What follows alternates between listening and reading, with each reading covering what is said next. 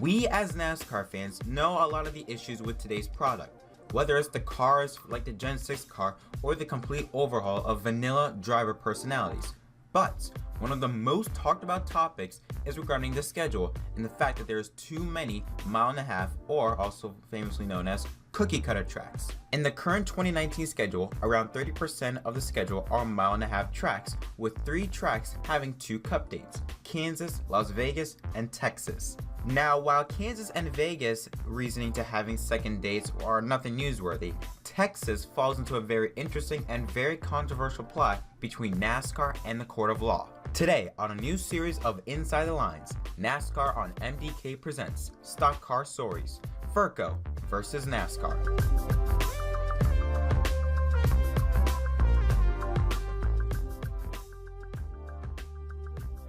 Before we talk about Texas Motor Speedway, let's talk about the company behind the majority of these mile-and-a-half tracks, SMI, also known as Speedway Motorsports Incorporated. SMI had already left a sour taste in NASCAR fans in the mid-1990s with the announcement that they had purchased North Wilkesboro Speedway between them and Bob Baer of New Hampshire Motor Speedway.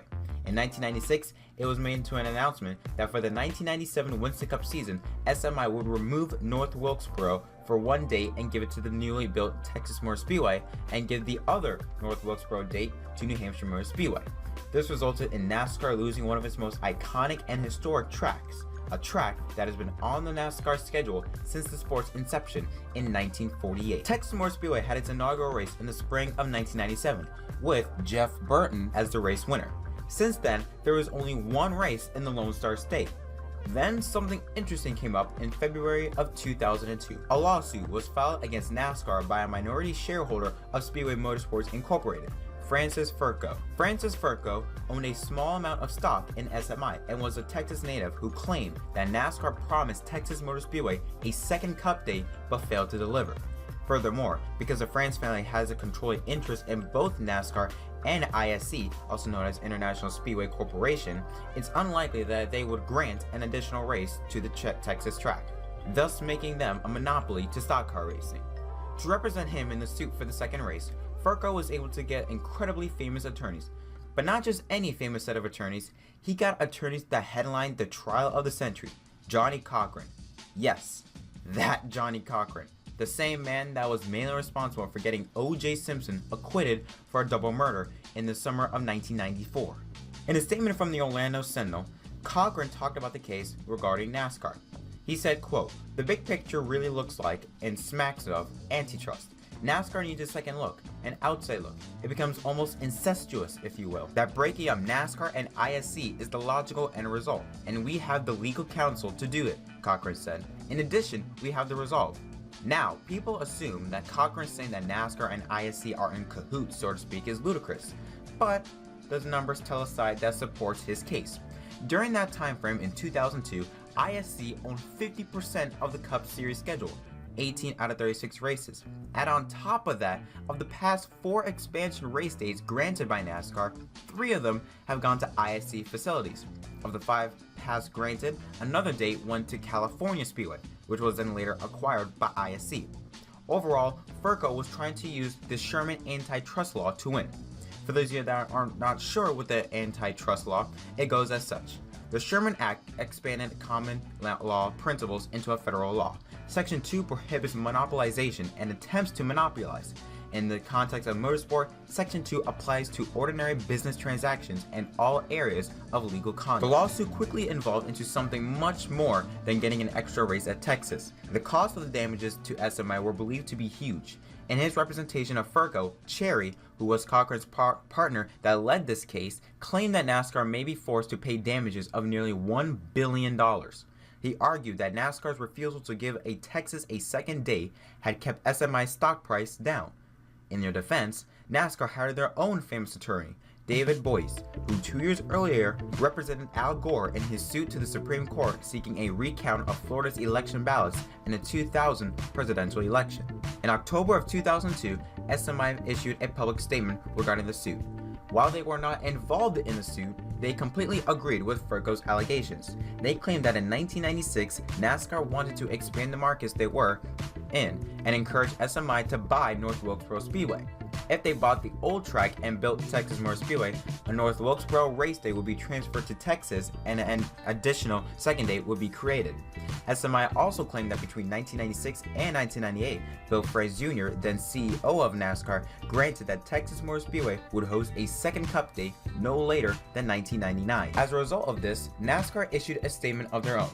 Quote, "It comes as no surprise that in its recent filing, Speedway Motorsports Incorporated has admitted what most suspected, that this suit is only about SMI's nearsighted desire to get a second NASCAR Winston Cup day at one of its tracks and to thereby increase its own profits without regard for the rest of the industry.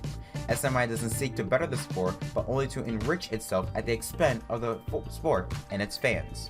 During a Texas race weekend in 2003 in the spring, SMI owner Burton Smith commented on the lawsuit with the Winston-Salem Journal.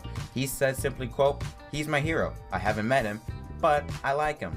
During the duration of the suit, everything was going against NASCAR's wishes. Their motion to have their suit dismissed was denied. Their motion to name SMI as the plaintiff instead of Fercho was denied. Their motion for a summary judgment without having to go to trial was denied. Not only that, but money was starting to add up, and to make matters even worse for NASCAR, ISC claimed that it would spend over $1 million in their defense with Fercho. Before the trial could take place in the summer of 2004, a judge ordered a settlement talks between SMI and ISC take place. Brian France, the new CEO of NASCAR, said in February 2004 that he hoped the case would go to trial. He said, quote, "It's moving through the court system, and my preference is to try it in the courtroom," France said. "I won't say I'm anxious to do that, but a lot of the facts have come in through the discovery process. Witnesses have weighed in.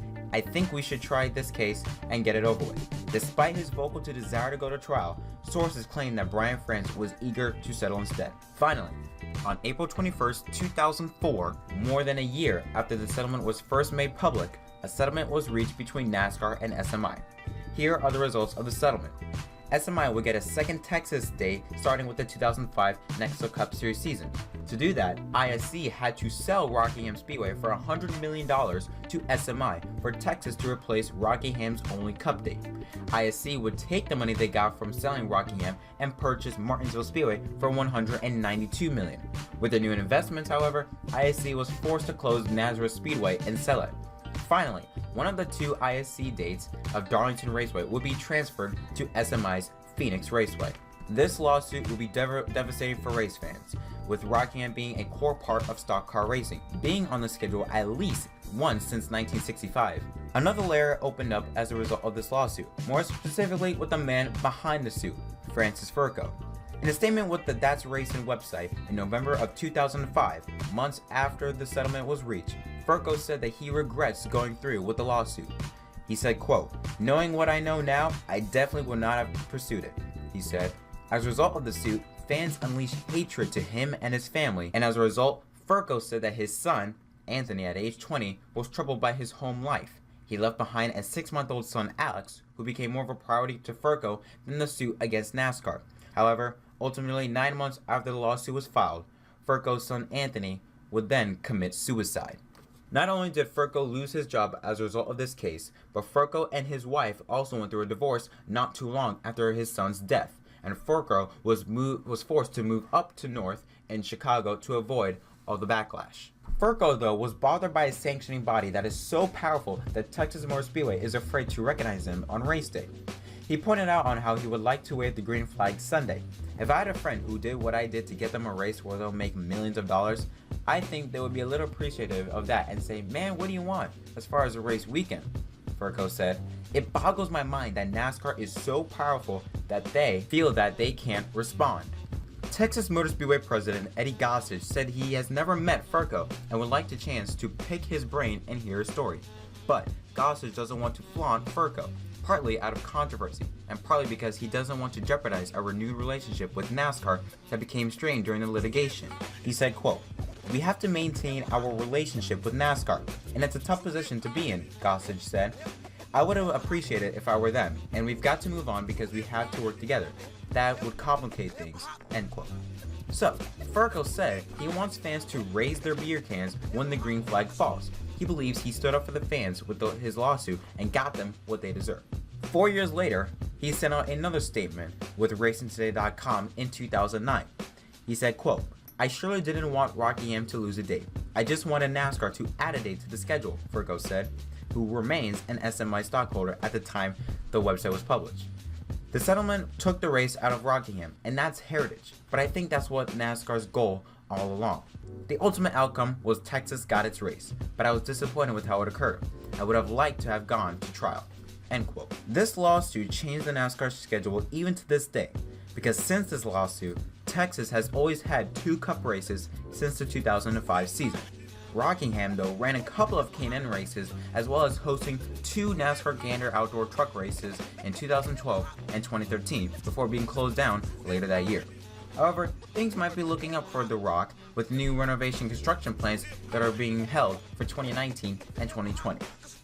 Nowadays, Texas Motor Speedway has become one of the most disliked tracks in all of NASCAR fans outside of the Texas state, mainly because with the way the track is reconfigured, as well as Texas having 2 Cup dates. Fans have been begging for less mile-and-a-half tracks and more road courses and short tracks, and with the way things are going with NASCAR's new direction, it just might happen going into 2020. But with that in mind, that concludes this episode of Stock Car Stories on NASCAR on MDK Inside the Lines.